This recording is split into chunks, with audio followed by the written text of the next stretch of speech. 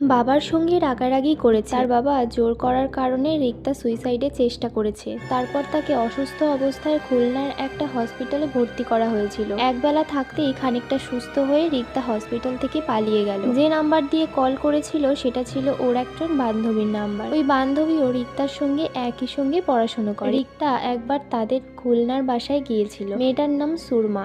সুরমা নিজেও তখন ছুটির কারণে খুলনার বাড়িতে ছিল। তাই রিক্তা সুরমাদের বাসায় গিয়ে আমাকে কল করেছে। ঘটনার সংক্ষিপ্ত বলার পর রিক্তা আমাকে বলল, তুমি যদি আমাকে সারা জীবন তোমার কাছে রাখতে চাও তাহলে আমাকে এসে নিয়ে যাও, আর যদি আমাকে ছাড়া থাকতে পারো, আমাকে ছাড়া তোমার জীবন চলে, তাহলে বলে দাও, তাহলে আমি হসপিটালে ফিরে যাব। আরেকটা পুরুষ কণ্ঠস্বর শুনে আমার ভাবনায় ছেদ পড়ল। বাদল ভাই, আপনাকে চেয়ারম্যান সাহেব কি করতে বলেছে করেন না কেন? বাদল বিরক্ত গলায় আমাকে বলল, তাড়াতাড়ি চলেন তো, চাচাই কিন্তু রেগে যাবে। মোবাইলটা চার্জে দিয়ে আসতেছি। আচ্ছা, চার্জে দিন। তাকিয়ে দেখি বাদলের পাশে আরেকটা লোক দাঁড়িয়ে আছে। দুপুরে পুকুর থেকে মাছ ধরার সময় এই লোকটাকে দেখেছিলাম জাল ফেলতে। আমি মোবাইল চার্জে দিয়ে নিরুপায় হয়ে তাদের সঙ্গে হাঁটা ধরলাম।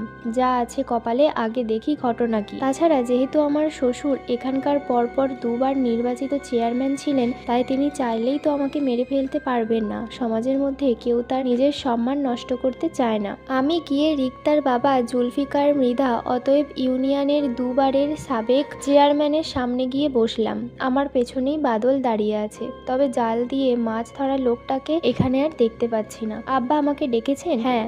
চা খাও। বাদলের দিকে তাকিয়ে বলল, জামাইকে চা দে। চায়ের মধ্যে বিষ দেবে নাকি? মৃত্যুর পরে যেন দায় এড়ানো যায় সেজন্য কৌশল করছে না তো?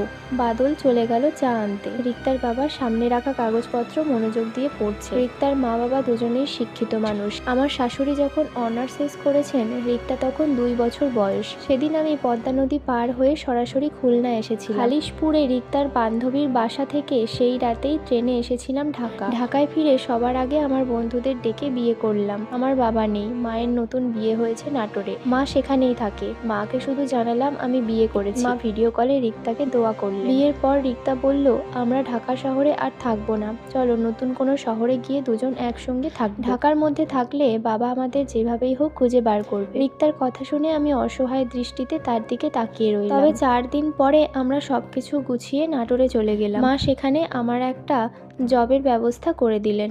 নাটোরে আসার 3 দিন পরে আমরা যে বাসায় ভাড়া উঠেছি সেই বাড়ির মালিক আমাদের রুমে এলেন। তার হাতে বড় বড় দুটো লাগেজ, আর সেই লাগেজটা যে রিক্তার সেটা আমি এবং রিক্তা দুজনেই বুঝতে পেরেছি। বাড়িওয়ালা রিক্তাকে বললেন, তোমার বাবা এগুলো পাঠিয়েছে, এখানে তোমার ব্যবহৃত সবকিছু ঠিকঠাক আছে। তোমার শখের যা কিছু ছিল তিনি নিয়ে এসেছেন। আশা করি তোমার